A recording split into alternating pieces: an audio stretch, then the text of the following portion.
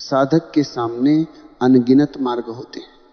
जीवन में हर कोई चाहता है कि वो सही रास्ता चुने, पर यह सवाल हमेशा उभरता है, कौन सा मार्ग सही है, कौन सा मार्ग गलत है और इन्हें कैसे पहचाना जाए।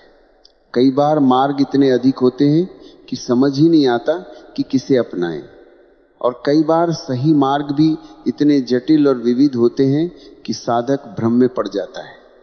यही साधक के जीवन की सबसे बड़ी चुनौती है, सही और गलत की पहचान करना। यदि कोई मार्ग असत्य है तो उसे पहचानना मुश्किल नहीं है।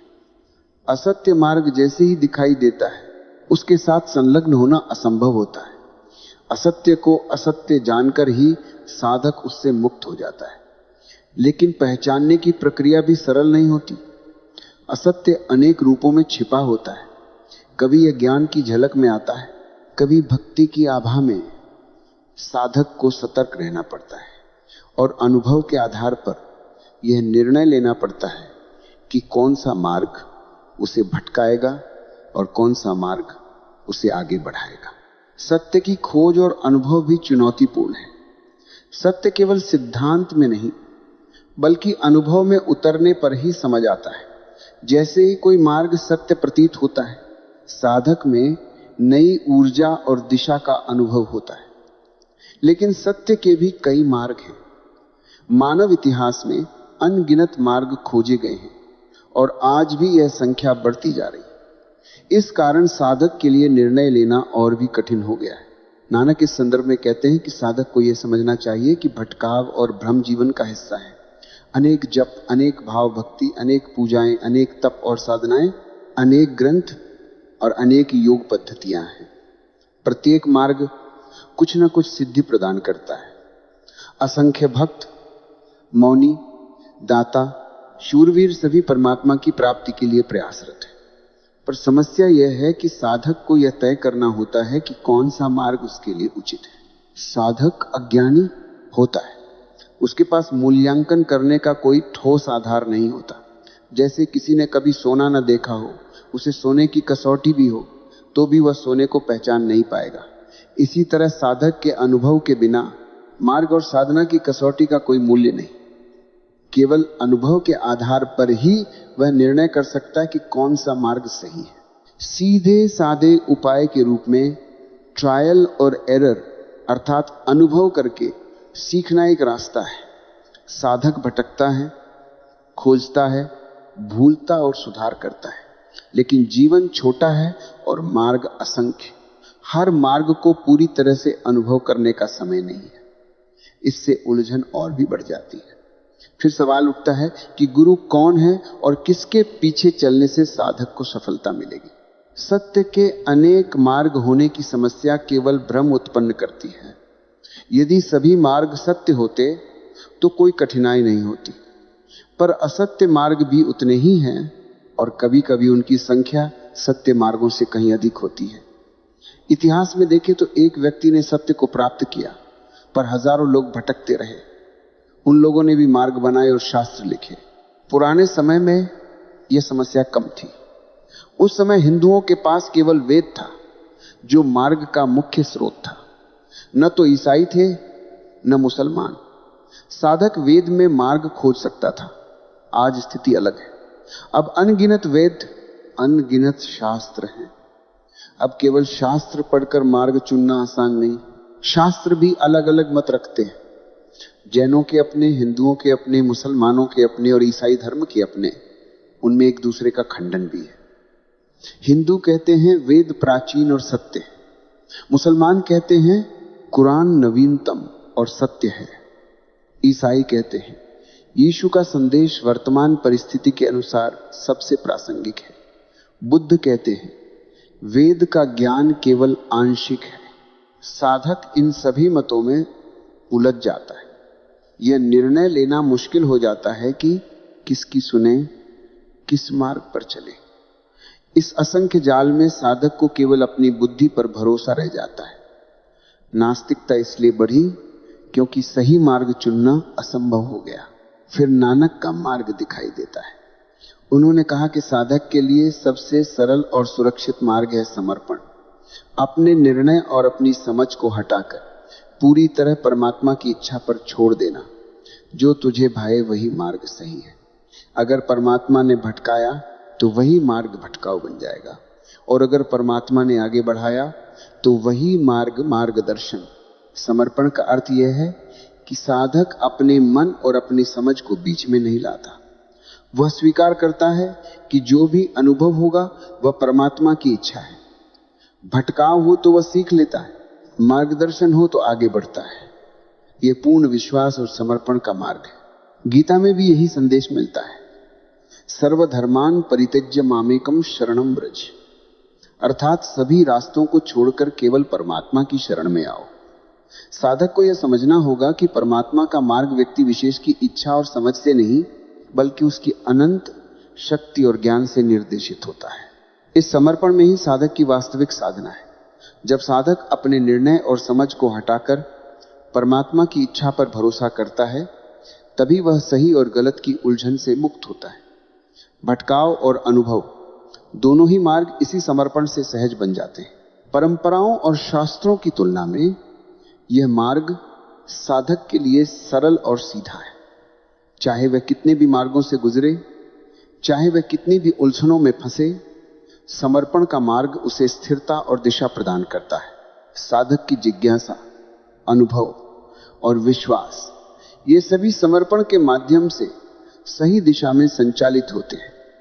प्रत्येक अनुभव, चाहे वह सुखद हो या चुनौतीपूर्ण, साधक के लिए शिक्षा बन जाता है। परमात्मा की इच्छा के अनुसार जीवन का हर क्षण साधक के मार्ग को स्पष्ट करता है। असत्य मार्ग की पहचान अनुभव के माध्यम से होती है और सत्य मार्ग में प्रवाह अनुभव से मिलता है। नानक कहते हैं, जो तुझे भाए वही सही है। इसका अर्थ यह नहीं कि साधक अपने मन मुताबिक चले, बल्कि यह है कि वह परमात्मा की इच्छा और मार्ग में पूरी तरह आत्मसमर्पित रहे। समर्पण का यह मार्ग कठिन प्रतीत हो सकता है, क्योंकि मन हमेशा बीच बीच में प्रश्न उठाता है, क्या मैं सही कर रहा हूं, क्या भटकाव तो नहीं है। लेकिन यही अड़चन और परीक्षण साधक के अनुभव का हिस्सा है। इस परीक्षण में ही साधक की समझ और विश्वास गहरा होता है। साधक को यह जानना आवश्यक है कि मार्ग की संख्या और जटिलता वास्तविकता को बदल नहीं सकती। सत्य मार्ग एक है, केवल अनुभव और समर्पण का तरीका बदलता है। जब साधक अपने निर्णय को हटाकर परमात्मा पर भरोसा करता है, तभी मार्ग सहज और स्पष्ट हो जाता है। इस प्रकार साधक का जीवन सरल हो जाता है। वह अपनी ऊर्जा और समय व्यर्थ भ्रम और उलझन में नहीं गंवाता। भटकाव भी सीख बन जाता है और सही मार्ग का अनुभव भी। अंततः साधक का उद्देश्य केवल यह है, परमात्मा के मार्ग में आत्मसमर्पण, अनुभव और विश्वास। नानक ने इसे बहुत संक्षेप और स्पष्ट रूप में कहा, जो तुझे भाए वही मार्ग सही है। साधक अपनी समझ, अनुभव और समर्पण के माध्यम से इसी सूत्र का पालन करता है और जीवन के भ्रम और भटकाव से मुक्त होता है। साधक की साधना अब सरल हो जाती है। मार्ग चाहे अनेक हो, भटकाव चाहे अनेक हो, सत्य चाहे अनंत रूपों में दिखाई दे, लेकिन समर्पण और अनुभव का मार्ग उसे स्थिरता, दिशा और अंततः परमात्मा की प्राप्ति की ओर ले जाता है। यदि जीवन में तुम्हारे ऊपर फूलों की वर्षा होने लगे, यदि हर तरफ से सुख तुम्हें घेर ले, यदि तुम्हारा घर आनंद से भर जाए, यदि तुम्हारे आंगन में स्वर्ग उतर आए, तो उस समय जो तेरी मर्जी कहना बहुत आसान होता है। तब हर कोई कह सकता है कि जो हो रहा है वही ठीक है। तब समर्पण कठिन नहीं लगता। तब तो नानक के शब्द सहज ही तुम्हारी जुबान पर आ जाते हैं, जो तुझे भाए वही भला। लेकिन असली परीक्षा तब नहीं होती। असली साधना तब शुरू होती है जब जीवन ठीक उसके विपरीत घटता है, जब फूलों की जगह कांटे बरसने लगे, जब सम्मान की जगह अपमान मिले, जब सफलता की जगह असफलता बार बार दरवाजा खटखटाए, जब निंदा चारों ओर से घेर ले और भीतर से टूटन महसूस हो, जब ऐसा लगे कि सब कुछ छिन गया है और हाथ में कुछ भी नहीं बचा। तभी सवाल उठता है, क्या तब भी तुम कह पाओगे कि जो तेरी मर्जी वही मेरी मर्जी? क्या तब भी तुम्हारा हृदय राजी रहेगा यदि दुख में, पीड़ा में, अंधकार में भी भीतर से यही भाव बना रहे कि जो भी हो रहा है मैं उसके लिए तैयार हूं, उसी को स्वीकार करता हूं। तो समझना कि समर्पण घट रहा है। लेकिन यहां एक बहुत सूक्ष्म अंतर है जिसे समझना जरूरी है, क्योंकि अक्सर हम असहाय अवस्था में भी संतोष का अभिनय कर लेते हैं। भीतर दुख होता है, बाहर हम कह देते हैं ठीक है जो तेरी मर्जी, पर उस वाक्य के पीछे शिकायत छिपी होती है। भीतर कहीं ये टीस बनी रहती है कि ऐसा नहीं होना चाहिए था, कुछ और होना चाहिए था, लेकिन अब कुछ किया नहीं जा सकता इसलिए मान लिया। ये समर्पण नहीं है, ये मजबूरी है, ये हार मान लेना है, न कि श्रद्धा से झुक जाना। ये सांत्वना है, सत्य नहीं। ये अपने आप को बहला लेना है, न कि परमात्मा के साथ एक हो जाना। सच्चा संतोष दयनीयता से नहीं आता, वह असहायता का परिणाम नहीं है, वह परम सौभाग्य की अवस्था है। वह भीतर की ऐसी स्पष्टता है जहां कोई शिकायत बचती ही नहीं, जहां यह प्रश्न ही नहीं उठता कि क्या सही हुआ क्या गलत। वहां केवल यह अनुभव होता है कि जो घटा वही आवश्यक था। अक्सर आदमी तब ईश्वर की मर्जी कहता है जब उसके सारे उपाय खत्म हो जाते हैं। पहले वो अपनी पूरी ताकत लगा लेता है, अपने कर्ता भाव को पूरी तरह इस्तेमाल कर लेता है। जब हर दरवाजा बंद हो जाता है, जब हार निश्चित हो जाती है, तब वो कहता है अब तेरी मर्जी। लेकिन ये छोड़ना नहीं, ये तो हार के बाद किया गया समझौता है। नानक जिस समर्पण की बात करते हैं वो पहले चरण में घटता है। वहां तुम पहले ही कह देते हो मैं अपनी मर्जी हटाता हूं, जो होगा उसी को स्वीकार है। यह परम समर्पण की अवस्था है और यही भक्त की असली साधना है। इस अवस्था में तुम्हें किसी मार्ग को चुनने की जरूरत नहीं रहती। न तुम्हें शास्त्र खोजने होते हैं, न तर्क गढ़ने पड़ते हैं, न प्रमाण ढूंढने की जरूरत रहती है। दर्शन, विचार, मत सब एक झटके में छूट जाते हैं। वह झटका समर्पण का होता है। भक्त एक ही क्षण में सब छोड़ देता है। वो कहता है अब मैं नहीं चुनूंगा, अब मैं तय नहीं करूंगा, अब मेरी बुद्धि बीच में नहीं आएगी। जो तुझे भाए वही मेरे लिए पर्याप्त है। नानक कोई दार्शनिक नहीं थे, वे कोई सिद्धांत नहीं रच रहे थे, वे अपने अनुभव से बोल रहे थे। जो उनके भीतर घटा वही उन्होंने शब्दों में रखा। इसीलिए उनके वचन को समझने के लिए तर्क नहीं, प्रयोग चाहिए। जैसे ही तुम इस मार्ग पर थोड़ा भी चलने की कोशिश करोगे, तुरंत अड़चने आने लगेंगी। और ये अड़चने बाहर से नहीं आएंगी, ये भीतर से उठेंगी, तुम्हारे अहंकार से। अहंकार का मूल सूत्र यही है, मैं जानता हूं कि क्या ठीक है और वही होना चाहिए। अहंकार यही कहता है कि अगर कुछ गलत हो रहा है तो किसी ने गलती की है, शायद ईश्वर ने भी, शायद मैंने समर्पण करके भूल की। यही मन की आवाज है और यही सबसे बड़ी परीक्षा है। एक कथा है जो इस सत्य को बहुत गहराई से समझा देती है। कहते हैं मृत्यु के स्वामी ने एक बार अपने दूत को पृथ्वी पर भेजा। एक स्त्री का जीवन समाप्त हो चुका था, उसकी आत्मा को लाना था। दूत पृथ्वी पर पहुंचा, लेकिन दृश्य देखकर ठिठक गया। 3 छोटी छोटी बच्चियां थीं, जुड़वा, मां मृत पड़ी थी। एक बच्ची अभी भी उसके स्तन से लगी थी, एक रोते रोते थक कर सो गई थी, एक चीख रही थी। पिता पहले ही मर चुका था, घर में कोई और नहीं था। दूत का हृदय भर आया, वह आत्मा को लेने का साहस न कर सका। वह खाली हाथ लौट गया और अपने स्वामी से बोला, मैं यह नहीं कर पाया। इन बच्चियों का क्या होगा? क्या इस स्त्री को कुछ समय और नहीं दिया जा सकता? मृत्यु के स्वामी ने कहा, तो तू मुझसे भी अधिक बुद्धिमान हो गया। जिसने जीवन दिया वही समय तय करता है। तूने अपने निर्णय को मेरी इच्छा से ऊपर रखा, यही तेरा अपराध है। और दंड यह दिया गया कि दूत को पृथ्वी पर रहना होगा जब तक वह अपनी मूर्खता पर 3 बार न हंस ले। दूत को यह बात समझ नहीं आई। उसे अब भी लगता था कि वह सही था। उसे पृथ्वी पर भेज दिया गया। वहां वो एक गरीब मोची को मिला जो अपने बच्चों के लिए सर्दियों के कपड़े खरीदने जा रहा था। रास्ते में उसने एक नंगे ठिठुरते व्यक्ति को देखा। वही दूत मोची को दया आ गई। उसने अपने बच्चों के लिए खरीदे जाने वाले कपड़ों के पैसे से उस अनजान व्यक्ति के लिए कपड़े और कंबल खरीद लिए, उसे घर भी ले आया। घर पहुंचते ही उसकी पत्नी नाराज हो गई, चीखने लगी। बच्चों के लिए कपड़े नहीं लाए और एक अजनबी को घर ले आए। और उस क्षण दूत पहली बार हंसा। वह इसलिए हंसा क्योंकि पत्नी ये नहीं देख पा रही थी कि उसके घर में क्या आया है। वह केवल वही देख रही थी जो खो गया। उसे यह पता नहीं था कि उसके घर में एक ऐसा अतिथि आ गया है जिसकी उपस्थिति से सब कुछ बदलने वाला है। कुछ ही समय में मोची का काम असाधारण हो गया। उसके बनाए जूते दूर दूर तक प्रसिद्ध होने लगे, धन बरसने लगा, सम्राट तक उसके ग्राहक बन गए। एक दिन सम्राट के लिए जूते बनाने का आदेश आया। विशेष चमड़ा था, गलती की कोई गुंजाइश नहीं थी। साफ कहा गया जूते बनाने हैं, चप्पल नहीं। लेकिन दूत ने चप्पल ही बना दी। मोची क्रोधित हो गया, मारने को दौड़ा। तभी संदेश आया, सम्राट की मृत्यु हो गई है, अब चप्पल ही चाहिए। दूत दूसरी बार हंसा, क्योंकि भविष्य किसी को नहीं पता। आदमी अतीत के आधार पर निर्णय करता है और जीवन हर पल नई दिशा लेता है।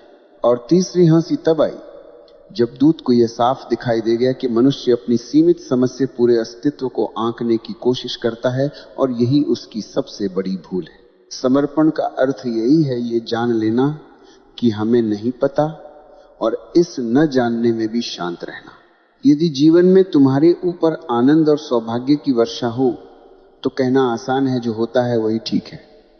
फूलों की तरह प्रसन्नता चारों तरफ बिखरी हो, घर में सुख दर्शन आए, हर तरफ खुशियां घेर लें, तब हम कह सकते हैं जो तुझे भाए वही भला।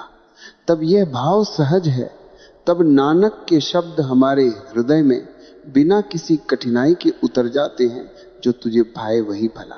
लेकिन सच्ची परीक्षा तब होती है जब परिस्थितियां विपरीत हो, जब जीवन फूलों की जगह कांटों से भरा हो, जब अपमान, निंदा और असफलता एक साथ दस्तक दे, जब ऐसा लगे कि सब कुछ छिन गया है और हाथ में कुछ भी नहीं बचा। तभी समझ में आता है कि साधना का असली अर्थ क्या है।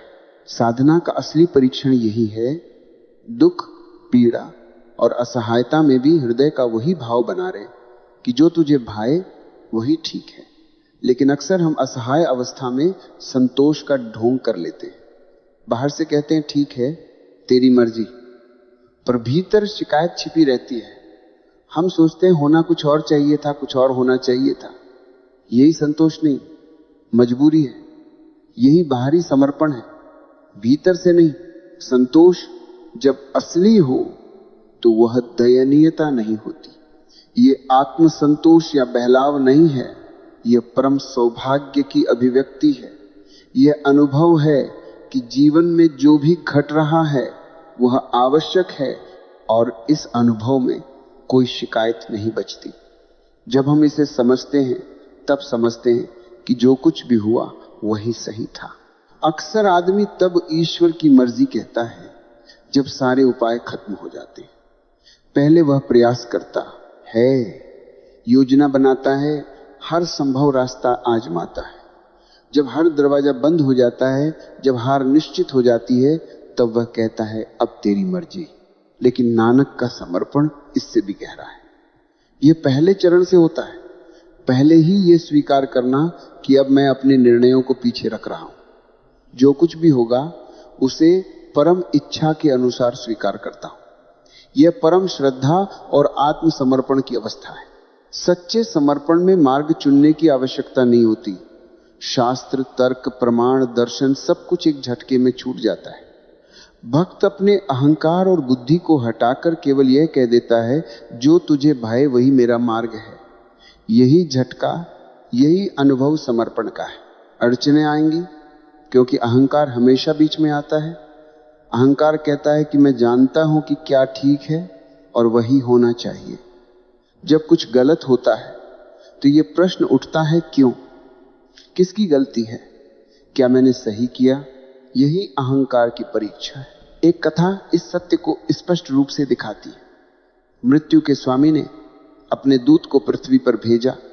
एक स्त्री की आत्मा लानी थी, लेकिन देखा कि 3 छोटी जुड़वां बच्चियां हैं। मां मृत पड़ी थी, पिता पहले ही मर चुका था। बच्चियों का कोई सहारा नहीं था। दूत का हृदय भर आया, उसने आत्मा नहीं ले ली और खाली हाथ लौट गया। स्वामी ने पूछा, तुमने ऐसा क्यों किया?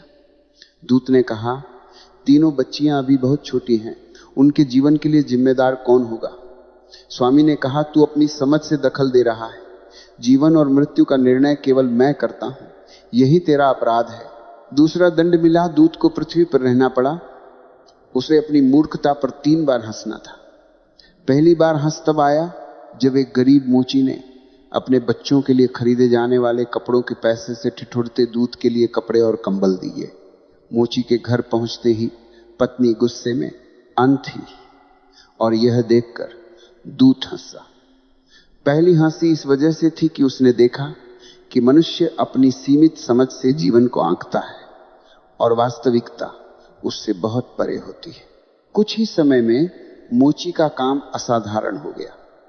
जूते प्रसिद्ध हुए, धन बरसने लगा। फिर सम्राट के लिए जूते बनाने का आदेश आया। विशेष चमड़े से जूते बनाने थे, गलती की गुंजाइश नहीं। लेकिन दूत ने चप्पल बना दी। मोची क्रोधित हुआ। तभी संदेश आया, सम्राट की मृत्यु हो गई। अब चप्पल की आवश्यकता थी। दूसरी हंसी तब आई, तीसरी हंसी तब आई जब दूत ने देखा कि वही 3 जुड़वा बच्चियां अब जवान हैं, सुख और वैभव में पली हैं। उन्होंने अपने जीवन में बड़े उपलब्धि प्राप्त की है। यह देखकर दूत हंसा, क्योंकि उसने अपनी सीमित समझ से निर्णय लिया था। नानक इसी सत्य को कह रहे हैं। यदि साधक अपने आप को बीच में लाना बंद कर दे, यदि अपने अहंकार और बुद्धि को हटाकर केवल समर्पण कर दे, तो उसे मार्ग का मार्ग मिल जाता है। असंख्य मार्गों की चिंता नहीं करनी पड़ती। जो हुआ हुआ, उसके लिए धन्यवाद। जो हो रहा है उसके लिए धन्यवाद। जो होगा उसके लिए भी धन्यवाद। समर्पण का अर्थ यही है, न मंजिल की चिंता न परिणाम की। मंजिल मिले या न मिले, अब भटकाव की कोई संभावना नहीं बचती। ये छोड़ना ही मंजिल है। भक्त के लिए समर्पण का अर्थ यही है, परिणाम की चिंता नहीं, केवल अनुभव और श्रद्धा। जो तुझे भाए वही भला, यही सूत्र है। जो तुझे भाए वही मार्ग, वही कर्म, वही साधना। यह स्थिरता और निरंतरता का मार्ग है। सत्य के मार्ग अनेक हैं, असत्य भी उतने ही।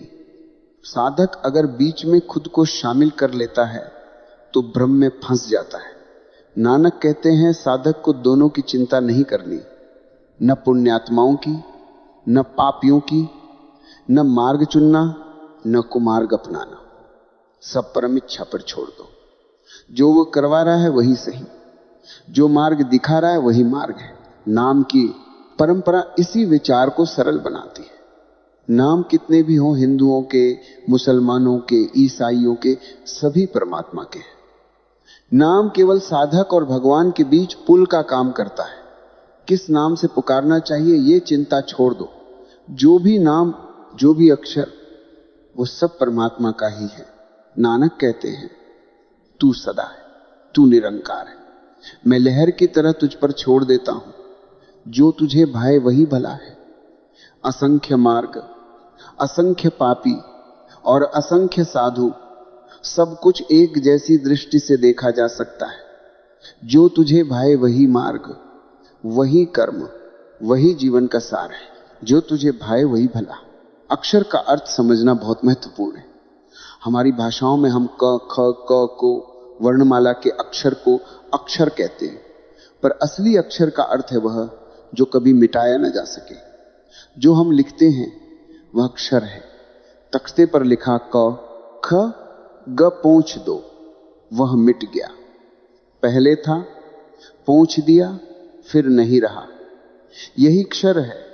लेकिन अक्षर वह है जो मिटता नहीं, स्थायी है। इसको ऐसे समझो, आकाश में चांद है और झील में उसका प्रतिबिंब बन रहा है। झील को हिला दो, प्रतिबिंब टूट जाएगा। झील का चांद अक्षर है, पर असली चांद हाथ हिलाने से नहीं टूटेगा। उसी तरह परमात्मा, उसका नाम, उसका अस्तित्व अक्षर है, मिटाया नहीं जा सकता, समाप्त नहीं हो सकता। हमारी भाषा, हमारी वाणी केवल उस अक्षर की छाया है जो हम लिखते हैं, बोलते हैं, वह केवल प्रतिध्वनि है। किताबों में लिखा शब्द अक्षर है, पर वह शक्ति जो बोल रही है वो अक्षर है।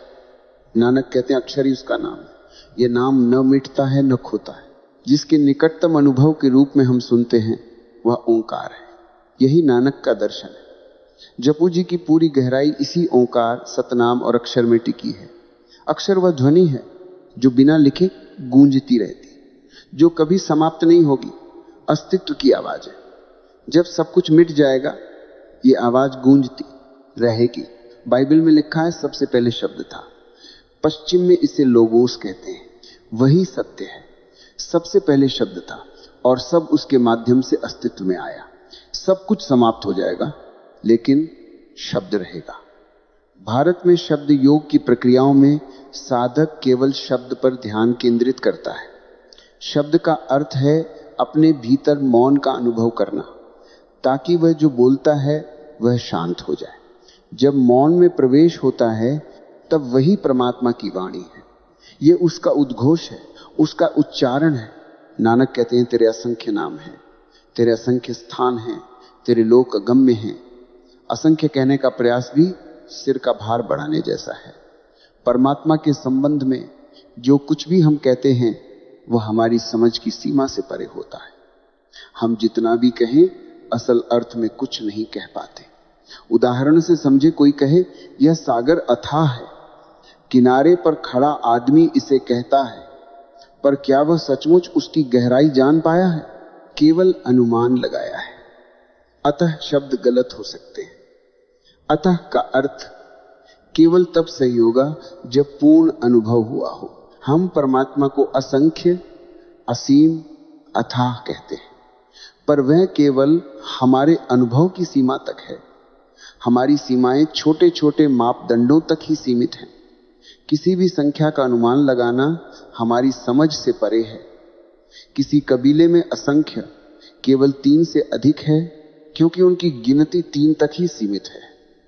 जो इससे अधिक है उनके लिए असंख्य है। इसीलिए नानक कहते हैं असंख्य कहना सिर का भार बढ़ाने जैसा है। यह केवल हमारी सीमा का प्रतिबिंब है। वास्तविकता इससे परे है। जो हम कह रहे हैं वह केवल अपने अनुभव के आधार पर है, परमात्मा के बारे में नहीं। सभी भाषाओं और धर्मों में यही सत्य है। हमारे शब्द केवल छाया है। असली अक्षर, वास्तविक ध्वनि वही है जो हमेशा गूंजती रहती है। हमारे शब्द सीमित हैं, अनुभव की सीमाओं से बाहर नहीं जा सकते। जब हम परमात्मा के सामने असमर्थ और असहाय हो जाते हैं तब हमारे शब्द भी व्यर्थ हो जाते हैं। हम जितना भी कहें असल में कुछ नहीं कह रहे। नानक कहते हैं कुछ भी कहने से सिर का बोझ बढ़ता है। चुप रहना ही परमात्मा के निकट होना है। नानक के दृष्टिकोण में ज्ञान का असली माप केवल अनुभव है। उन्होंने स्कूल में पूछा, क्या जो पंडित पढ़ा रहे हैं उसे पढ़कर मैं परमात्मा को जान पाऊंगा? पंडित चौंक गया। उसने कहा, बहुत कुछ जान लोगे पर परमात्मा नहीं जानोगे। नानक ने पूछा, तो बताओ वह तरीका क्या है जिससे मैं परमात्मा को जान पाऊं? यही वास्तविक ज्ञान है। ज्ञान का सार यह है कि केवल वही जानने योग्य है जो अनुभव किया गया हो, और अनुभव केवल मौन और अक्षर के माध्यम से ही संभव है। शब्द और अक्षर का फर्क यही है, एक अक्षर है जो मिटता है, एक अक्षर है जो स्थायी है। हमारी वाणी केवल अक्षर का प्रतिबिंब है। हमारी भाषा केवल उसके छाया स्वरूप है। असली अक्षर को अनुभव करने से ही साधना होती है। जब हम अपने शब्दों और अहंकार को पीछे रखते हैं तब हम अक्षर की ध्वनि तक पहुंचते हैं। यही नानक का संदेश है। साधना का असली उद्देश्य यही है, वास्तविक अक्षर, वास्तविक ओंकार, वास्तविक सतनाम के संपर्क में आना। जब हम अपने शब्दों, अपने मापदंडों और सीमाओं को छोड़ देते हैं तब हम उस अनंतता के निकट पहुंचते हैं। अक्षर का अनुभव केवल सुनने और मौन में रहने से ही संभव है। लिखने और बोलने की प्रक्रिया केवल क्षर है। यह केवल प्रतिध्वनि है। जैसे झील में प्रतिबिंब क्षर है, वैसे ही हमारी भाषा केवल छाया है, परंतु अनुभव की आवाज स्थायी है। इस दृष्टिकोण से समझो। परमात्मा का नाम, परमात्मा की वाणी, अक्षर का स्वर, ओंकार की ध्वनि सभी स्थायी है, वे कभी समाप्त नहीं होंगे। जो अक्षर है वह मिट जाएगा, पर अक्षर अनंत है। नानक कहते हैं, तेरे असंख्य नाम, असंख्य स्थान, अगम्य लोक, यह केवल प्रतीक है। असंख्य कहने से हमारा सिर भारी होता है, वास्तविकता पर कोई असर नहीं पड़ता। असंख्य कहने से कुछ हल नहीं होता। केवल अपने अनुभव में रहना, अपने भीतर मौन की स्थिति में रहना ही सही साधना है। यदि साधक अपने शब्दों, अहंकार और सीमाओं को छोड़ दे, तब वह परमात्मा के निकट पहुंचता है। उसे किसी नाम या संख्या की चिंता नहीं करनी होती, वह केवल अनुभव करता है। यही नानक का सार है।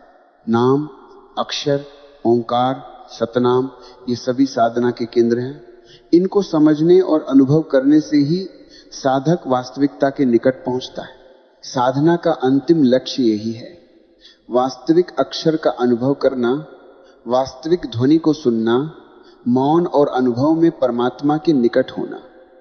शब्द केवल मार्ग हैं, अंत नहीं। इस प्रकार परमात्मा का ज्ञान केवल अनुभव से संभव है। शब्द और संख्या केवल सीमित छाया है। असली अनुभव केवल अक्षर, ओंकार और मौन के माध्यम से होता है। नानक यही समझाते हैं। पंडित भी ईमानदार इंसान रहा होगा। जब नानक घर वापस भेजा गया, उसने पिता से कहा कि इस बच्चे को हम कुछ नया सिखा नहीं पाएंगे, ये पहले से ही बहुत कुछ जानता है, ऐसे सवाल उठाता है जिनके उत्तर मेरे पास भी नहीं है। ये बच्चा होनहार है, अवतारी है, इसे पढ़ाने का प्रयास व्यर्थ है। इसे बस अनुभव करने दो, सीख लेने दो। यह कैसे संभव हुआ? हमारे यहां पुनर्जन्म की स्पष्ट रूपरेखा है। नानक का यह शरीर बच्चे का है, लेकिन इसकी चेतना बहुत प्राचीन है। जन्मों जन्मों में यह चेतना खोजती रही है और पाया कि जानने से ज्ञान नहीं मिलता, शब्दों से इससे संबंध नहीं बनता, मौन में ही इसे समझा जा सकता है।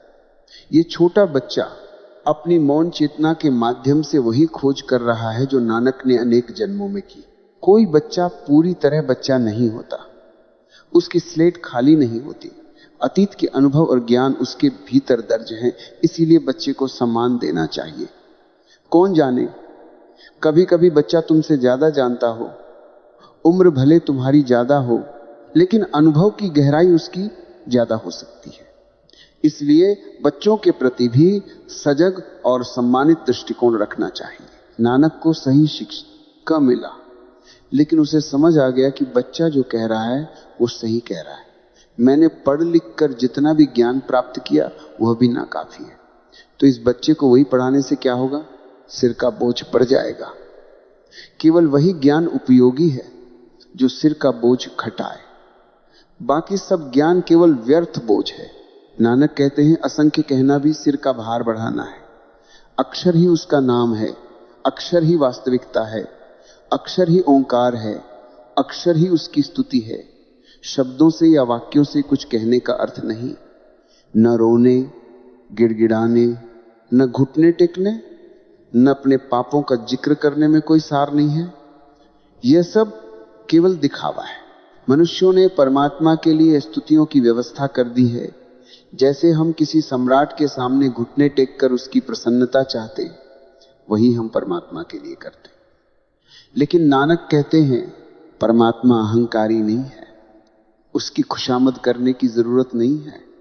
तुम किसे खुश करने का प्रयास कर रहे हो? स्तुति का वास्तविक अर्थ केवल यही है कि तुम अक्षर और ओंकार की ध्वनि से भर जाओ। ओंकार की ध्वनि ही असली साधना है। अन्य किसी प्रकार की पूजा या पाठ केवल बाहरी अभ्यास है। प्राचीन मंदिरों को इस प्रकार बनाया गया कि गुंबज के भीतर ओंकार की ध्वनि अनेक गुना होकर लौटे। जब तुम सही उच्चारण करते हो, ध्वनि तुम्हारे भीतर लौट कर आती है और तुम्हारे हृदय को भर देती है। आज विज्ञान ने बायोफीडबैक जैसी तकनीक विकसित की है। छोटे यंत्र मस्तिष्क और पर्दे को जोड़ते हैं। मस्तिष्क में विचार की गति से पर्दे पर रंग बदलते हैं। लाल धब्बे सक्रिय विचार दर्शाते हैं। मन शांत होता है तो नीले धब्बे दिखाई देते हैं। जब पूर्ण शांति होती है, पर्दा खाली दिखाई देता है। यह विधि तुम्हें अपने मन और शरीर की प्रतिक्रिया का अनुभव कराती है। जैसे तुम ध्यान कर रहे हो और नीले धब्बे प्रकट होते हैं, तुम्हें महसूस होता है कि मन शांत हुआ। फिर विचार आते हैं, धब्बे बदलते हैं।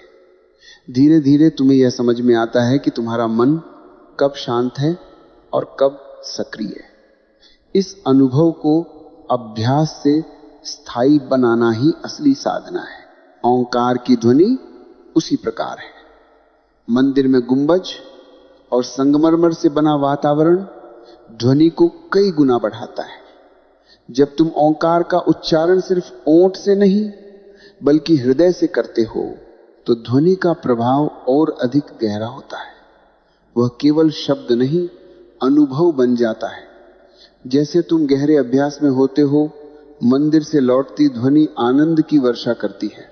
इस अनुभव को केवल मंदिर में सीमित नहीं रखा गया।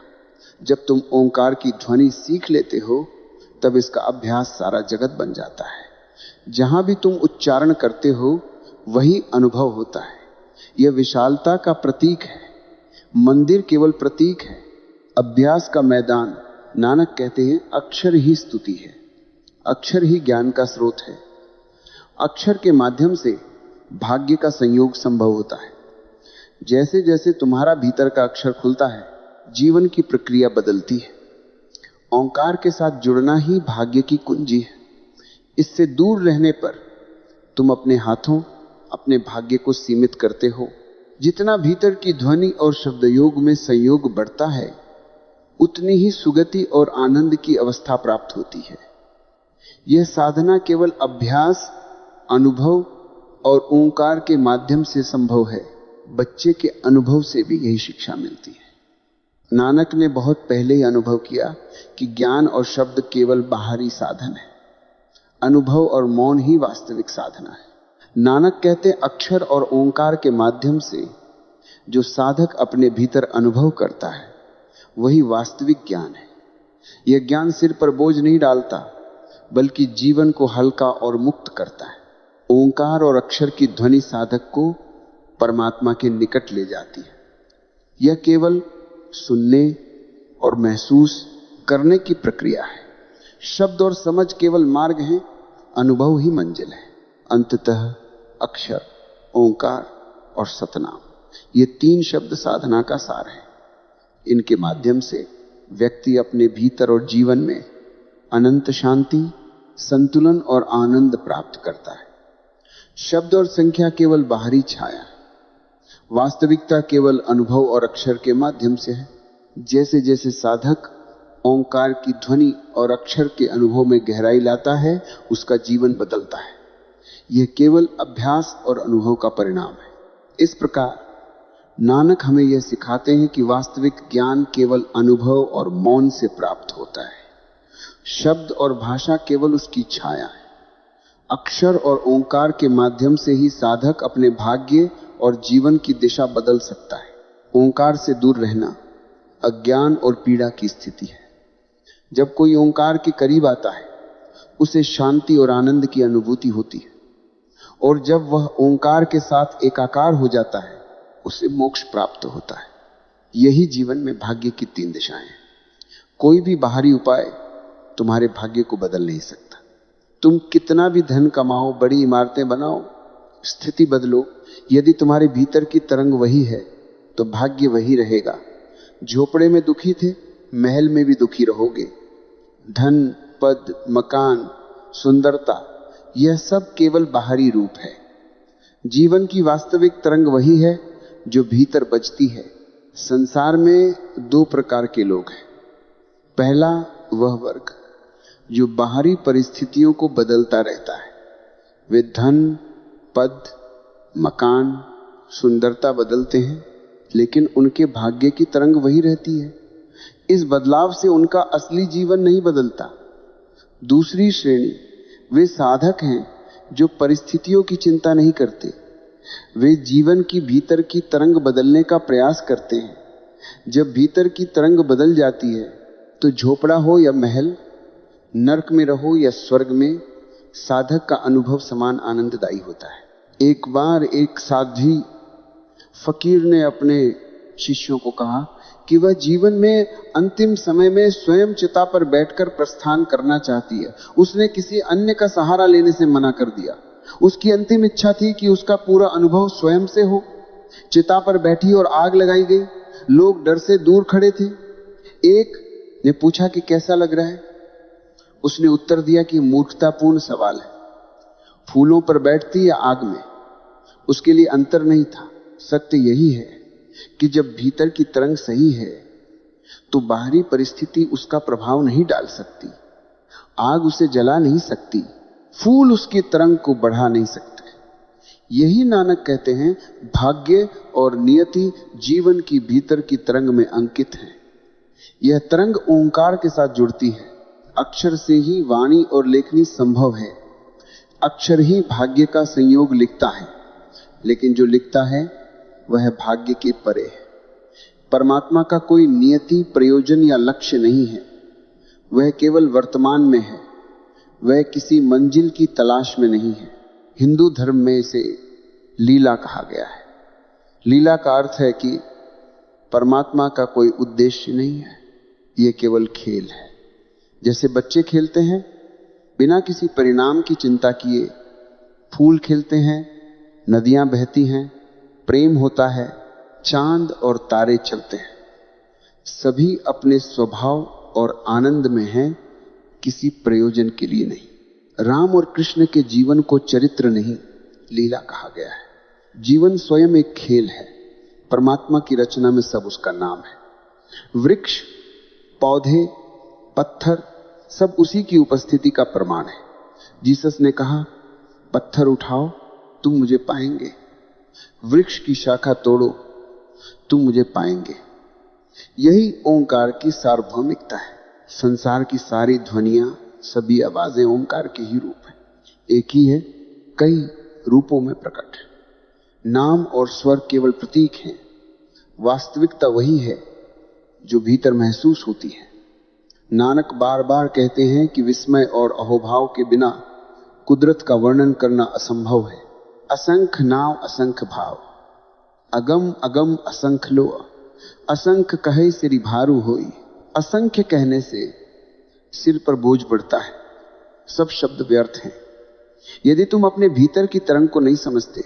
सत्य यही है कि अपनी पहचान और अहंकार को छोड़ दो। अपने निर्णय और इच्छाओं को बीच में ना लाओ।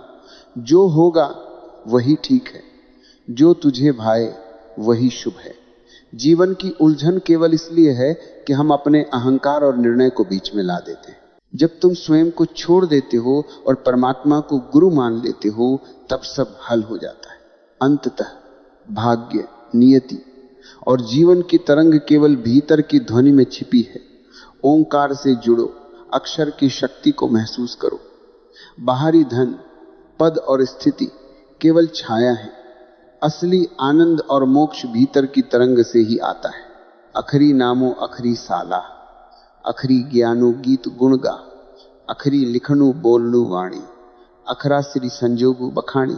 जो लिखता है वह भाग्य के परे है। जो परमात्मा की रचना है वही उसका नाम है। संसार में सब जगह उसका नाम है। हर ध्वनि और रूप उसी का अंश है। जितनी बार हम उसकी रचना का अनुभव करेंगे, उतनी बार अहोभाव और विस्मय बढ़ेगा। उसकी अनंतता और निराकारता के सामने हम बार बार सम्मोहित होंगे। अंत में नानक यही कहते हैं, अपने अहंकार और निर्णय को बीच में न लाओ। ओंकार और अक्षर की ध्वनि से अपने भीतर की तरंग को संजोकर रखो। जीवन की स्थिति चाहे जैसी भी हो, भीतर की तरंग सही हो तो सुख और आनंद स्वतः प्रकट होता है। जो तुझे भाए वही भला है। तू सदा सलामत और निराकार है। छोड़ दो, अपने को पकड़ना छोड़ दो। निर्णय और इच्छा से मुक्त हो जाओ। यही मार्ग है, यही साधना है, यही जीवन का सार है। आज इतना ही।